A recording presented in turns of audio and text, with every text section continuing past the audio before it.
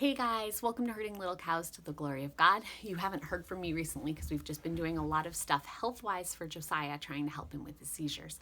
But I just felt like I had to come on and help talk through some of the stuff we're dealing with, because I know as a mom trying to make good decisions for your family, you can sometimes feel like you don't know the answers, but you don't know where to get the answers. And feel like you're doing things right for your child, but nobody else is understanding that and all of that. So this is not a bash of doctors or medicine or anything like that, because I very much am pleased that we have medical doctors we can go to talk to, and I'm very pleased that we have medication when we need it. However, there are some times where doctors feel like they're the boss of the situation. And when we're talking about you or your child, you are the one paying the doctors. And I know this can be hard because I am not a confrontational person. And if this was easy enough to just say, yes, doctor, whatever you say, I'll do, it would be different. But we're talking about medicines and things that have risks for my child, risks that are going to involve our whole family if we have behavioral issues or psychological problems or those types of things. So I don't want to jump into doing a drug quickly. So backstory on all of this.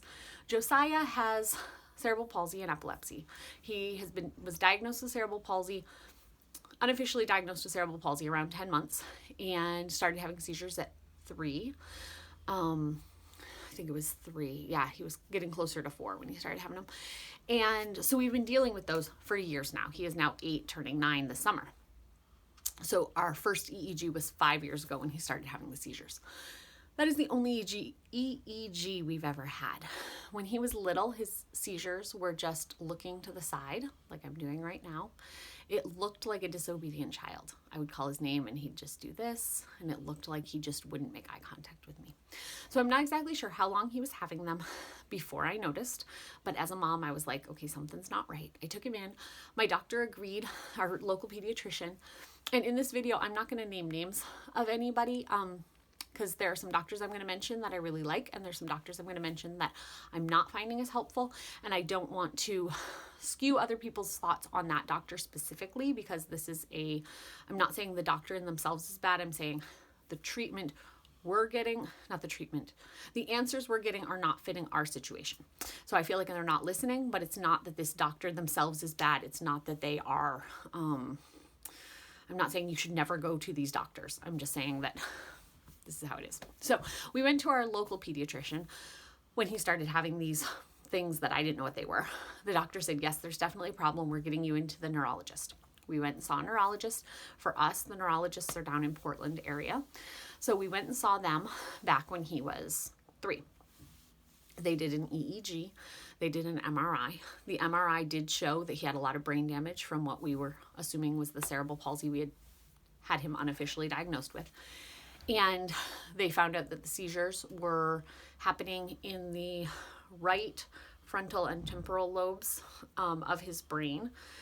They would start there, and they were causing his eyes to go to the side, because the damaged part of his body is his left side, and that is the right chunk of your brain controls your left side. The left side of your brain controls the right side.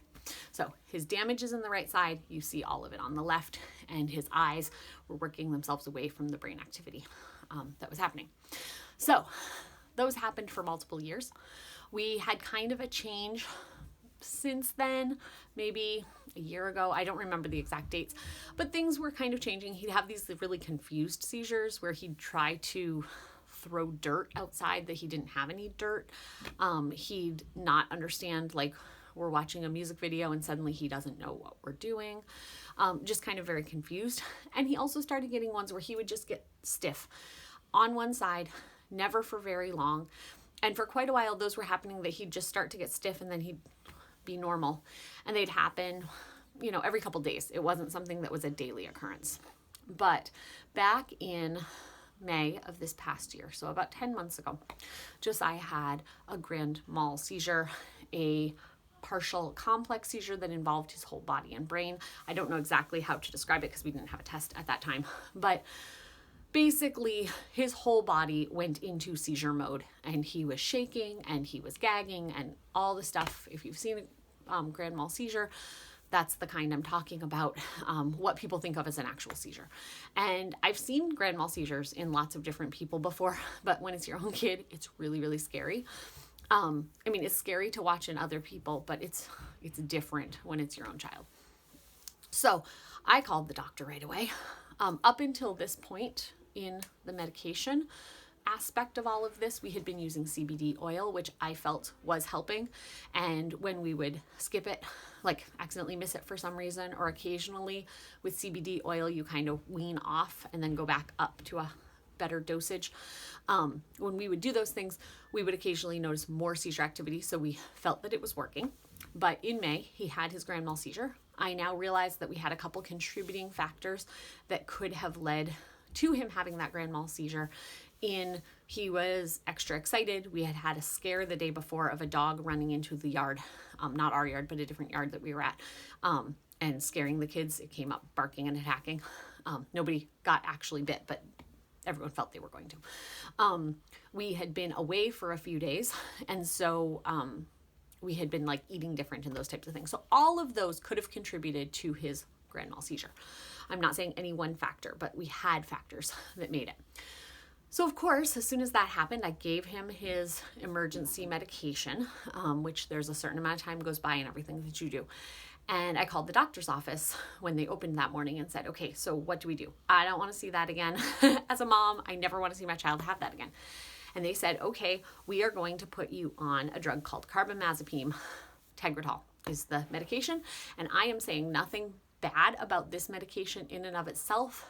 Any medication that I label on here, you would need to do your own research about. And I usually am a parent who does a lot of research before we start anything.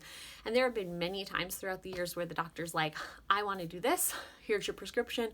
And we end up doing some natural things to see if they'll work before we start the prescription. Or say to the doctor, you know what, I've now researched that prescription. That doesn't look like the one we want to go to. Can you please help us with something else? And of course, this is all within proper time frames of things, being that, you know, like if my child has a bad infection and we need to start treating now, research is done very quickly and a decision is made so that I'm not putting my child's health in danger, as opposed to my child has heartburn and we take a couple days to weigh out our decisions more. I don't know if that makes sense. I just don't want anyone to feel like I'm neglecting my children in these things. So when the doctor said Tegretol, I really feel like I jumped on that very quickly because I just didn't want to see that again. I did not want to see my child go through that horrendous experience. And I wish I wouldn't have made as quick of a decision as I did. I didn't do the research I normally would have done in that situation. So he has now been on Tegretol since May. We had continued seizures that got worse from what they were before the grand mal seizure. So he now gets stiff for longer. He falls down. He occasionally his eyes will blink really hard and he'll swallow really hard. These are all things the doctor knows about. Actually, yesterday when we had the EEG, one was recorded during the EEG. So the doctor has seen all of this. I'm not hiding anything from the doctor or anything. So, back to, okay, they were getting worse. They started out that he'd have one of these seizures about once a day, and we've increased numbers. We've called the doctor multiple times, and all they've said is, oh, let's try this medication. Oh, let's try this medication. Never doing any tests, never seeing us in the office. And part of this could be because of COVID. Part of this could be because we were looking to transfer care from the doctor we had, not because he was a bad doctor, he was retiring. And so we just felt that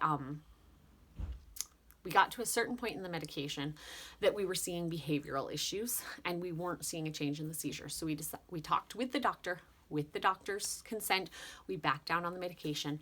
The medication is one that you can't just go off of without risk of more seizures. So we had to gradually go down and we did all the things the doctor said. So he's now on a third of the dose that he used to be on. Okay, fast forward to a couple weeks ago. Continue seeing more seizures. Every time I call the doctor, the neurologist, they want to just do more medication.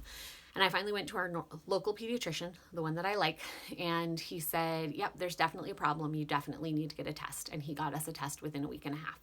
So very happy for that, doctor. Thank you, doctor, for getting us the test. And just the validation as a parent that yes, something's going on. He had that seizure in the middle of the test, and they were able to see the lab tech, like the EEG tech that was doing it, saw that we actually have a problem. The doctor got to see it on the video, and Josiah actually had a seizure.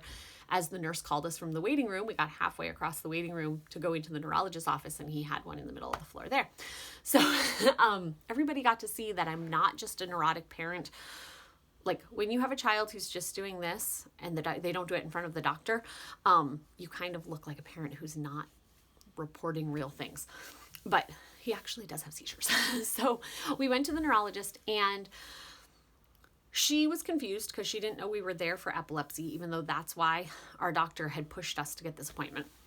So we went over the EEG, which shows that his brain is misfiring all day long every day. And so the fact that he only has the amount of seizures that we see, which is about 5 to 7 a day, is pretty remarkable because his brain is always trying to go into a seizure. So if you know Josiah and think that he sometimes says off the wall things and stuff, his brain is fighting against him all day long, every day. So we went in to the doctor's office, and she told me there was a whole bunch of stuff that happened. And I'm not talking badly about this doctor, just how doctors work. I told her that I wanted to get information about medication so that we could make an informed decision on what we wanted to try or didn't want to try, and didn't want to just be told, okay, here's what you're going to do.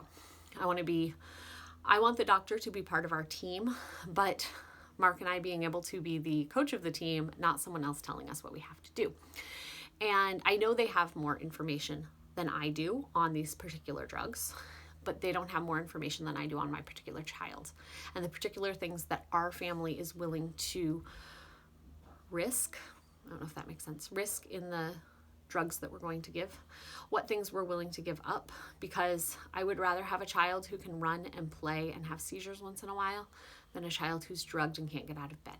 And that simplifies this whole thing way too much, so don't take it on just that. But anyway, so we went to the doctor. She gave me recommendations for 3 drugs. In the recommendations, I asked for side effects, and the side effects that she gave me, one was an appetite suppressant.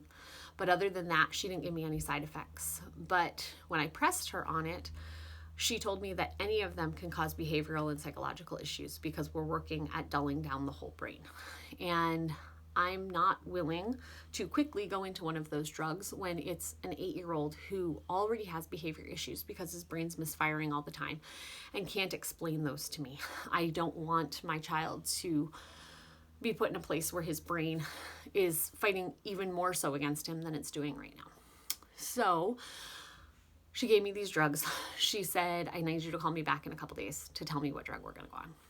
And I came home and said, okay, Mark, I'm not sure what we're going to do. We are doing a therapy program with our son with real doctors over the computer. And I really like that program. I'm just not going to name it right now because we're still working through some things with them.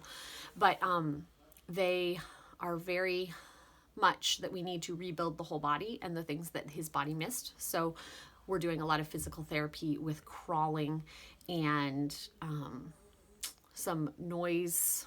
We work on integrating noises as he's very sensitive to noise, integrating smells, integrating a lot of different things for things that his body missed because of the CB. So anyway, that's supposed to help with seizures also. And we've seen a huge change just in the 4 weeks we've been doing it, where his hand is a lot looser. He can do the toe exercise, like the crawling.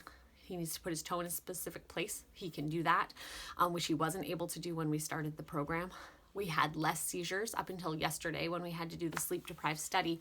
He was having less seizures, and his eyes don't focus well together, and his eyes are actually starting to work together doing this therapy. So we are continuing that therapy.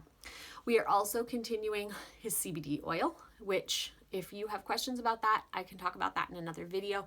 But We'll get to that in a second. And some people are very against Christians using CBD oil, and I understand the issues there, but I also, CBD oil is natural as opposed to the drugs that we're doing. And we also are going to be trying a gluten-free diet for Josiah, possibly some other diet changes in the future, but working on gluten-free right now. So all of that to say, went to the doctor. She said 3 medicines. Look them up, call me back, tell me which one you want. So that was at 2:00 yesterday. Got a phone call today, so less than 24 hours later, with her saying she had talked to 2 other doctors, which I'm very happy she talked to the 2 other doctors. Thank you, doctor. And these 2 other doctors, one's an epilepsy specialist, and one is one we saw years ago for Josiah, and who works in the same practice. Nothing against him. We just got moved out of his care because of something else. I don't know why. We saw him a couple appointments and then saw someone else. But they talked to her, and they have now suggested Epidiolex. I think that's the name of it, which was not on her list. So the Epidiolex is actually synthetic CBD oil.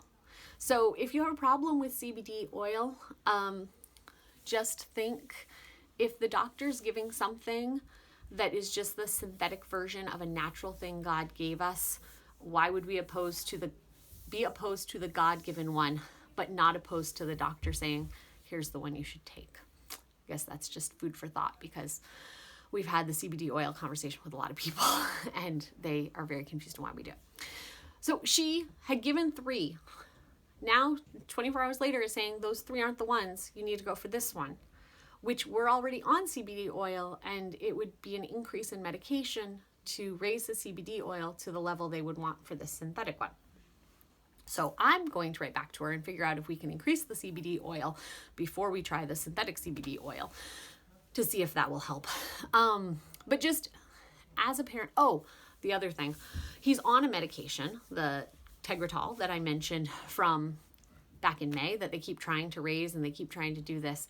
And I was actually informed today that medication, he needs to get off of that, but we're not going to go off of that until we get on something else.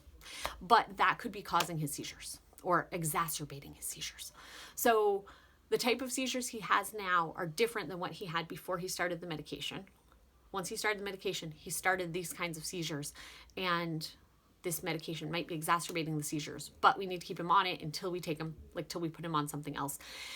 And this whole time, I've had a feeling that this medication is not doing anything for him, and we now know that it could be hurting him, actually.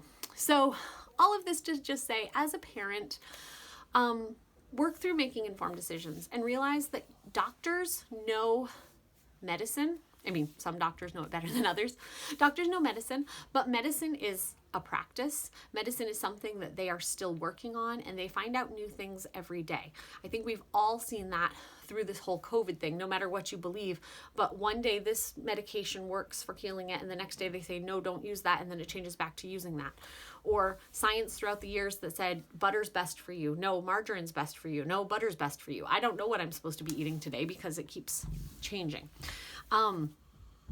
So just, if you're a parent and you're trying to make the best decisions for your child, and the doctor tells you something that is different from what you feel is the thing that's helping or hurting your child, know that you don't have to necessarily do exactly what they tell you. I'm not saying to be a sit back parent and do nothing. I just told you all the things we're doing to try to help Josiah on a daily basis.